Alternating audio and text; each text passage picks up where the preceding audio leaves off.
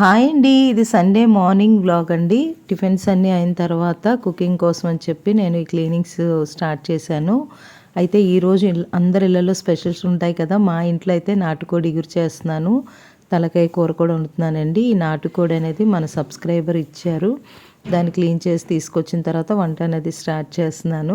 నాటుకోడి కాంబినేషన్లో గారెలు చాలా బాగుంటాయి కదా, అందుకని అల్లం గారెలు వేద్దామని చెప్పి నేను గారెలను ప్రిపేర్ చేస్తున్నాను. మీ అందరూ ఇంట్లో ఏం స్పెషల్స్ ఉన్నాయి? సండే అంటే అందరి ఇంట్లో స్పెషల్స్ ఉంటాయి. నాటుకోడి అబ్బా మూతీగానే మంచి స్మెల్ అనేది వస్తుందండి.